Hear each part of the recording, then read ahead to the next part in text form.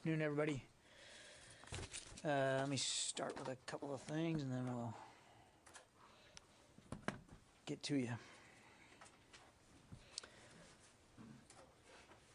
Last week, Deputy Secretary Hicks signed new guidance for the procurement and operation of unmanned aircraft systems, or UAS, in addition to ensuring the department's continued compliance with Section 848 of the fiscal year 2020 NDAA. This policy will allow the department to take advantage of rapid technological advancements of the commercial market. The guidance also continues the practice of not allowing Chinese-made drones for our military use, thereby taking action to safeguard sensitive information that could be collected by a UAS. Also, yesterday, I think you may have seen, the Missile Defense Agency conducted a successful test of a ground-based interceptor, or GBI, at Vandenberg Space Force Base. This was a non-intercept test, and the missile splashed down in a controlled area of the Pacific Ocean. MDA issued a notice to mariners and a notice to airmen in advance of, in coordination with the Coast Guard and the FAA, respectively.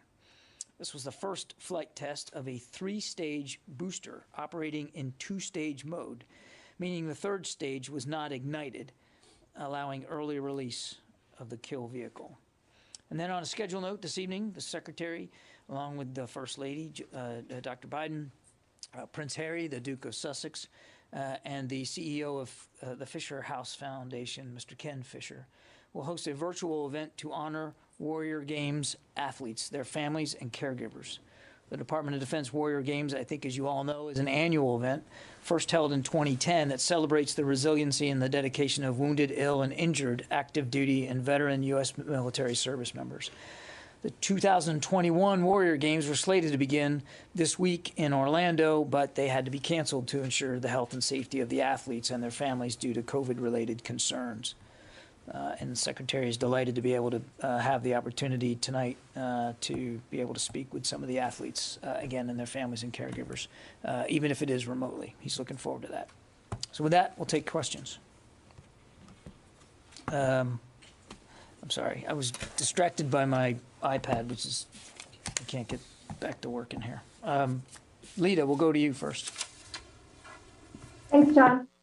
Two things. One, can you give us whatever update you may be able to on the flights of evacuees out of Europe and out of the Middle East, considering these apparently some problems with measles? Do you know what, if any, cases there are, and what the process is at this point?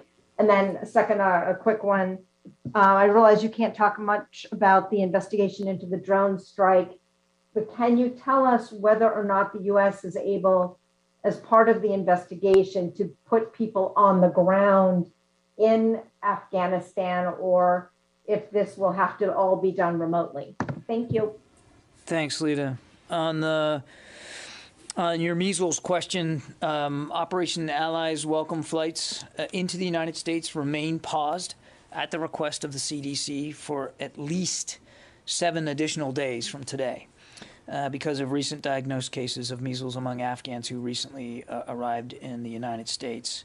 And I think you asked about how many cases. There have been 5 diagnosed cases of measles among new arrivals so far, and we are closely monitoring just in case more emerged. We already announced 1 case that was confirmed last week at Fort McCoy, and 3 cases were confirmed on Thursday night among new arrivals who flew into Dulles Airport here in the D.C. area, and then 1 has been found at Fort Pickett. They have been housed separately and are receiving medical care, and the CDC is doing contact tracing and will ask people to self-isolate as needed. And obviously, we'll share more information as soon as it becomes available. On your second question, you're right. I'm not going to get ahead of what CENTCOM is doing with their assessment of that strike. I don't foresee an option at this point, and I'd certainly refer you to CENTCOM, but I'm not aware of any option that would put investigators on the ground in Kabul to complete their assessment. Yes, sir. Can you, Travis Tritton with military.com, Yep, I know Travis. Can you speak at all about the safety of folks who are at like Fort McCoy, Fort Pickett, and whether there's any danger to them with these measles cases? Well, we certainly are taking these cases seriously, Travis. That's why the CDC is involved, and we've paused the flights coming in. We're observing all the CDC guidelines that need to be observed, and we'll be working very quickly on the appropriate immunizations. So we're taking it very seriously, and we want. That's why we're being as transparent as we can about this. We want the people who work on these bases and the families who live there to know how seriously we're taking it, and that we are separating these individuals from the rest of the cohort there, and we're doing contact tracing right now so we can get a better sense of the scope of possible infection. Megan. I just want to follow up on Travis's question. Are you saying that you guys are able to give MMR vaccinations to Afghans at the bases? We're gonna. Hang on. Just let me make sure I get this exactly right, so I don't.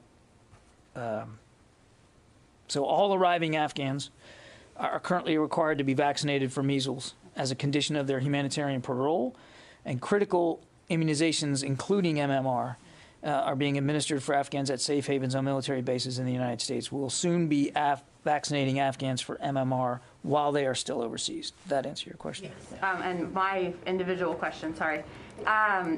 To what extent, if any, is DoD participating in any sort of rescue missions or otherwise helping people who are still in Afghanistan who want to get out, aiding the State Department or aiding any other organization? There's no active military role in these efforts. You've seen some private groups are working towards this, and you probably saw last week we've announced that we're going to start a more formal process of working with private groups as they continue to find a way out for people.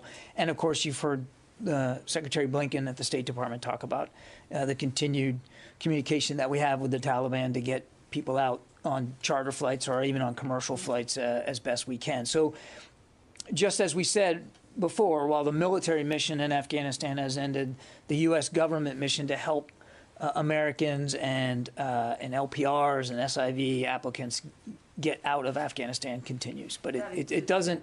But it doesn't involve an active military component to it. Right, just the Defense Department helping facilitate or organize or make connections. Well, we'll continue to have these conversations, but there's no active military component to the actual movement of individuals, if that makes sense. Yeah, thanks. Yeah, you bet. Yes, Zoe. Hello. Hello, John. Oops. Last week during his tour in Middle East, the secretary was supposed to do a stopover in Saudi Arabia, and it was cancelled. So who was he supposed to meet, and why was it cancelled? Well, I would refer you to the Saudis for more specifics on that. It was the trip, as you know, was planned pretty rapidly because we wanted to get over there to say thanks to so many of the nations that are continuing to help us with these evacuations. And we certainly would have liked to have gone to Saudi Arabia. That's a key partner in the region. But it just didn't happen. And it didn't happen for some scheduling issues that we understood were on the Saudi side. And I would let them speak to what.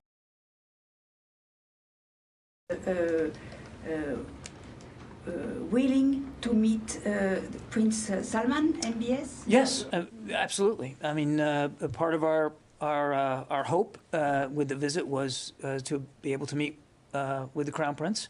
He is the defense minister for Saudi Arabia, and we have a strong defense partnership with Saudi Arabia. And so, yes, that was part of the plan. And I would fully expect that we'll get a chance to get this rescheduled. It was postponed. It wasn't, canceled forever. They're a key partner, and we fully expect to continue to be able to foster that partnership and that relationship going forward. Janie. Thank you, John. On the North Korean missile launch, North Korea reported that it successfully test-fired newly developed long-range cruise missile on last weekend. Was the United States aware of that North Korean missile launch in advance?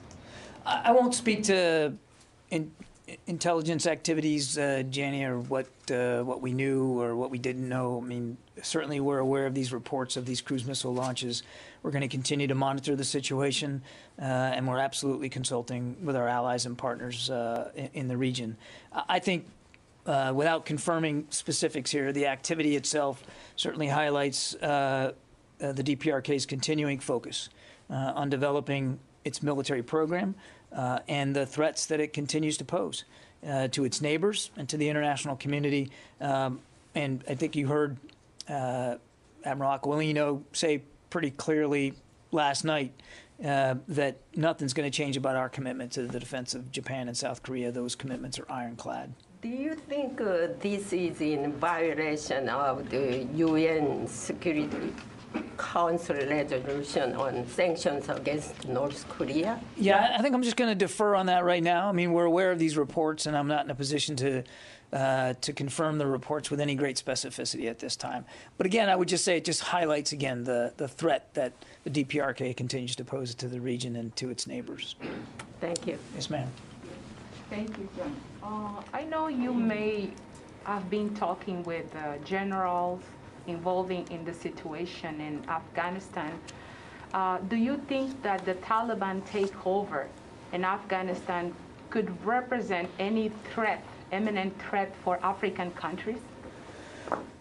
I think it's too soon to tell with respect to the impact in Africa. I mean, the only thing I would add is, and you've heard Secretary Austin talk about this, that we have seen in recent years the terror threat to our interests metastasize out of Afghanistan and to other places, including in Africa. And so we're going to stay focused. The Secretary addressed this on Saturday.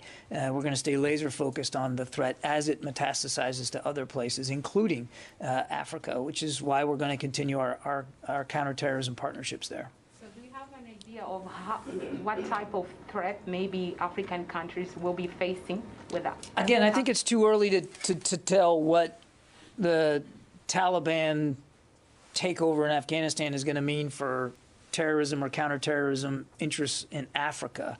I just don't think we're able to describe that with specificity right now. What I can tell you, and again, to reiterate what the Secretary says, is we're not going to lose focus on that threat and where it's going. And we're going to maintain a robust over-the-horizon capability to deal with it as needed. Let me go back to the phones here. Phil Stewart. Hey there. Just getting back to this whole New York Times story about the drone strike and questions about the drone strike. Are you able to confirm, or will you be able to confirm at any point, the people's names or identities of those killed in the two drone strikes targeting alleged ISIS militants in the last days before the withdrawal was complete? Thanks. Hey, Phil, thanks. What I can say is I cannot confirm them at this time. And is there any time in the future that you'll be able to do that? I just can't confirm them at this time, Phil. I think I need to leave it there. So I was going to actually follow up on that question. John, in previous briefings, I asked you if you have the name of the ISIS operative that you killed in the drone strikes, and right. You said it's not the appropriate time to disclose this. Now the New York Times has revealed something that is incredible, that the strike was actually targeted a aid worker. Why is it now the appropriate time to disclose? Or is it? Well, Phil was asking about I think Phil was asking about the strikes we took on the 27th of August, and I'm not able to confirm the identities of the ISIS individuals that were targeted in those strikes. And also on this measles, the measles and then the pause in the flights, the 7-day extension. When did it start? Today. Today, from today. Yeah. Actually, thank you. Yeah, Trace. Hi, John. Thank you. I actually have two questions. So the first, piggybacking off of what he had just asked as far as this New York Times report stating that it was actually a civilian that may have been killed and that vehicle may not have been carrying any explosives at all. first and foremost, what is your response to these articles that were written? And then also, if there's no longer any military on the ground, how is this investigation being conducted into the incident? Yeah, so I would say that the assessment by Central Command is ongoing, and I'm not going to get ahead of that. The strike was taken to prevent an imminent attack on the airport. And I'm sorry, you had another question? What if they're on the ground, how are they able to conduct the investigation if there aren't any military members on the ground? Well, as I think I mentioned to Leda's question, I'm not aware of any plans to put investigators on the ground. Central Command is still assessing the results of that strike, and they have a variety of means to do that, and I'm just not going to get ahead of where they are in terms of the process. Do you feel a different party should actually be investigating that versus the military who actually conducted the strike? It is absolutely in keeping with past practice for the command in operational control of a strike to be the ones to assess the validity of that strike. This is very typical, nothing unusual about that. Ma'am? Caitlin Burke with CBN News. Have Capitol Police had any communication with the Pentagon regarding National Guard involvement ahead of this weekend's rally in support of January 6 rioters? I'm not aware of any specific communications between the National Guard and the Capitol Police. I certainly would point you to the National Guard. You should certainly ask them about that. I'm not aware of any direct communication, but we maintain constant interagency communication, certainly have since the 6th of January for sure, and I expect that communication will continue. But I'm not aware of any specific requests or specific communications right now. Again, I would certainly point you to the National Guard. They'd probably be a better place to go to. Yeah, Abraham. I was wondering if you could update us on over-the-horizon capabilities, any progress being made in the region, Afghanistan, and also what was DoD's role in helping the Afghan pilots get those who escaped to bordering countries to get out of those countries? And is there any interest in recovering the actual assets, the helicopters and planes that are there? Well, those are 3 of them. I'm going to see if I can do them without having to ask you to repeat them. On the over-the-horizon, as you know, we absolutely have robust capabilities. I don't have anything to announce or report to today in terms of additional capabilities or additional places where we might try to employ those capabilities, but we are continuing to have those conversations in real time. But I just don't have anything to announce today. I'm not aware of any role by the DoD in terms of helping those Afghan pilots leave the countries they were in. I would refer you to State Department for that. And on your third question, I don't have any disposition decisions to speak to today about those aircraft and what might be their future. What I can tell you is that we're engaged in a conversation here at the Pentagon about and with neighboring nations about those aircraft, and I think that's probably where we need to stay right now today. Very good. Yeah, yeah, I got all 3 of them.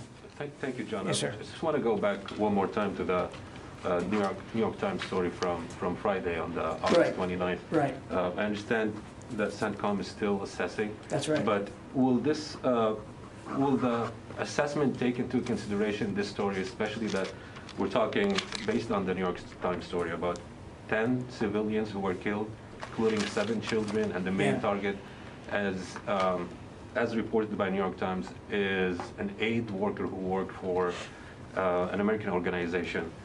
My question is, that's the first part. Will you take that story into consideration? And is the DoD... Well, let me stop you there, just so I don't forget.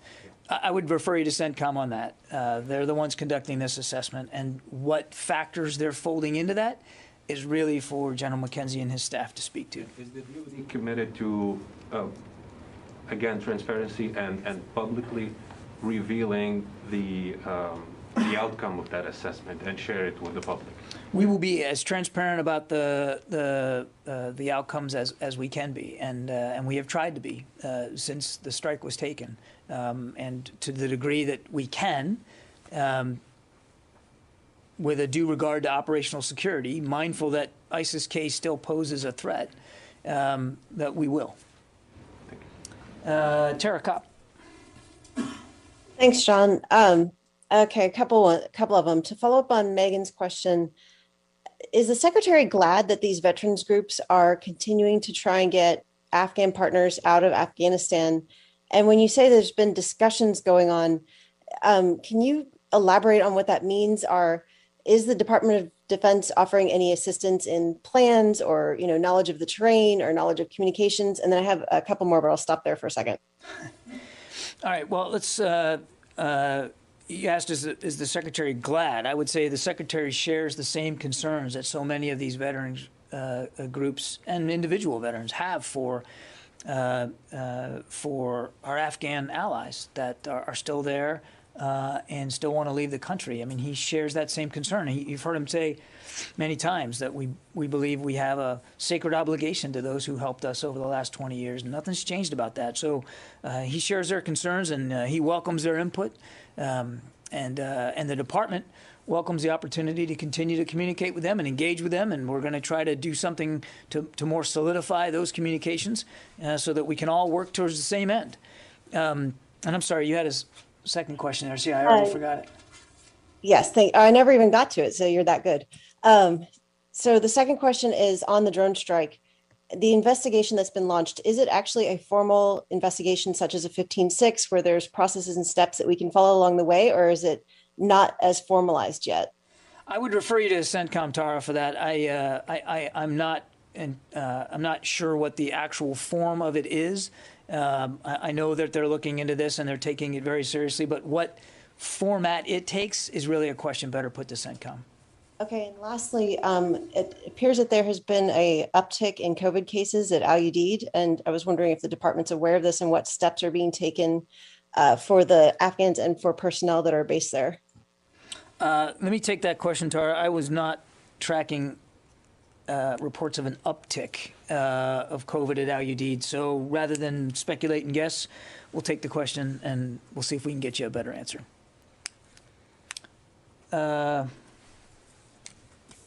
Jeff Shogel.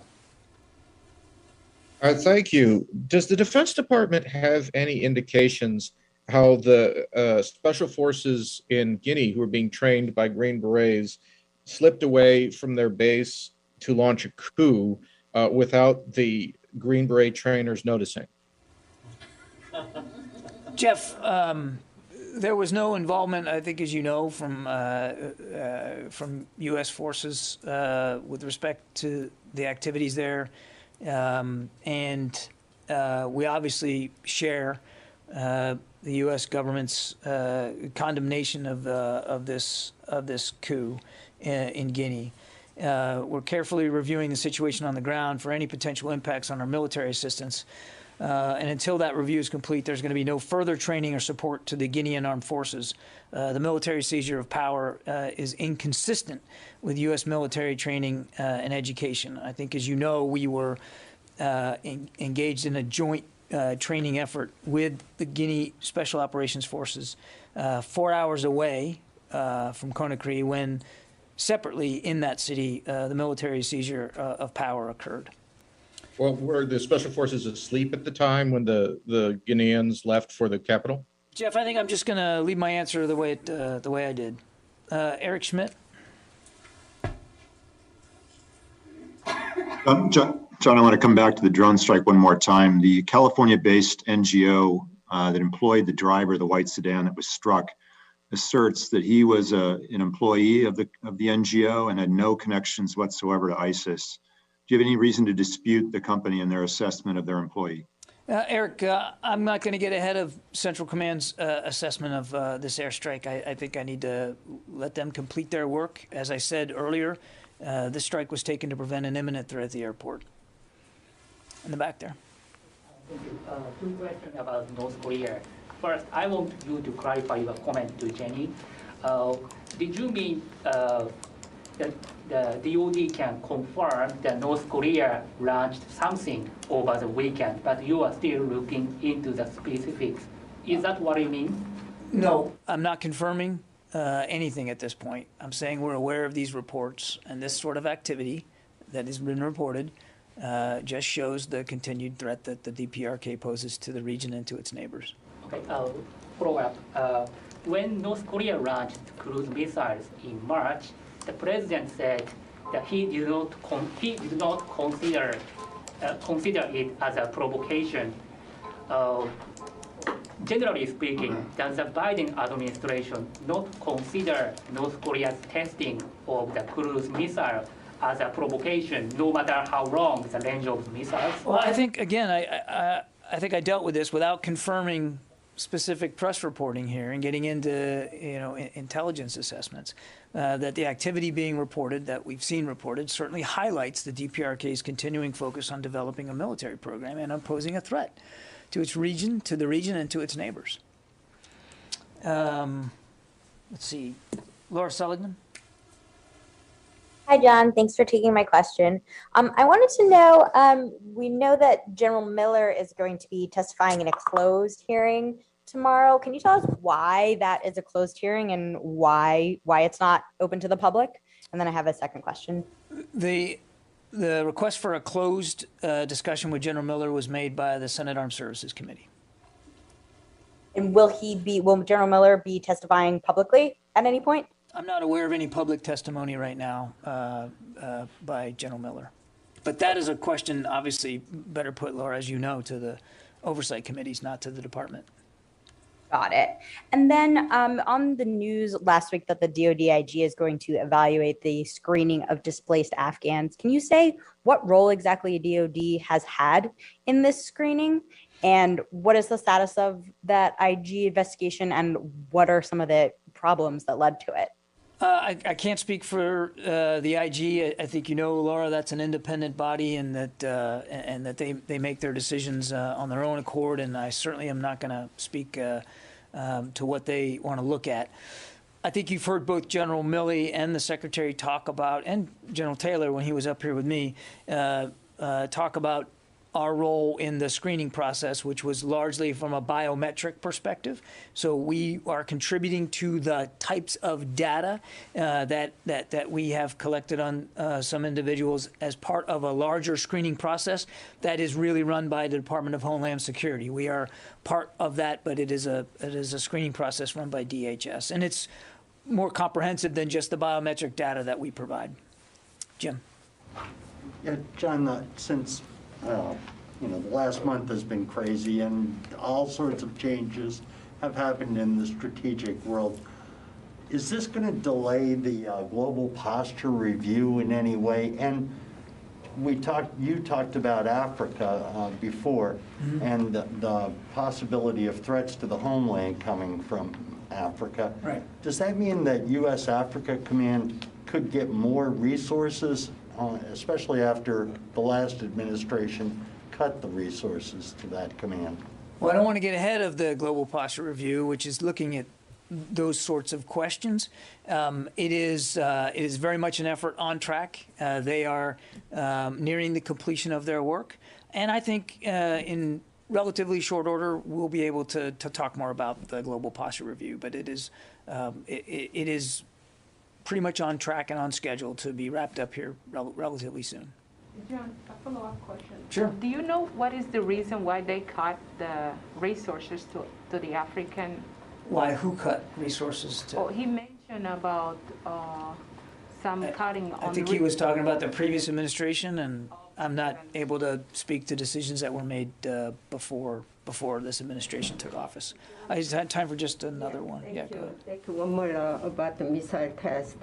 How do you assessment about the difference between long-range cruise missile and ICBM missile? What are the differences? Yes. Again, without confirming these reports, a ballistic missile can often travel much longer distances and at greater speeds than a cruise missile. Ballistic missiles tend to pack a bigger payload. They can pack a bigger payload than a cruise missile typically would. Cruise missile may travel, there's some cruise missiles and ballistic missiles that have roughly the same range, but typically cruise missiles travel a shorter range than longer, like ICBMs. They pack a smaller payload, but they can be much more precise in their targeting because they're multi-directional. They don't just, ballistic missiles, as you know, go up into the atmosphere and then sort of come back down on a ballistic trajectory. A cruise missile basically flies like an airplane, an unpiloted airplane, and so it can zig, it can zag, it can do all kinds of different maneuvers before it hits its target. Does that answer your question? Thank you. Yeah. But Louis. John, about 10 days ago, Secretary Austin heard General Milley refer to the drone strike as a righteous strike. Did he share the general's assessment at that point? And then I have a follow-up. I think the Secretary already spoke about the need that we had to protect our people at the airport. The department has talked about the fact that this strike prevented an imminent attack on those people, and nothing's changed about that view at this point. So General Milley spoke about good intelligence that he describes as very good intelligence, that ISIS-K was preparing a specific type of vehicle at a specific location, and he talked about the secondary explosions indicating that there were explosives there. Does that information from 10 days ago still hold true, or is it something that CENTCOM is currently reviewing that indicates that maybe things have changed since? I have nothing to speak today that alters the view. CENTCOM is conducting their assessment, and I think we need to let them finish that work, and then we'll be as transparent as we can at the end of it. But I have no additional context to offer today. So that information that he provided. I have no additional context to offer today. Okay, thanks everybody. Appreciate it.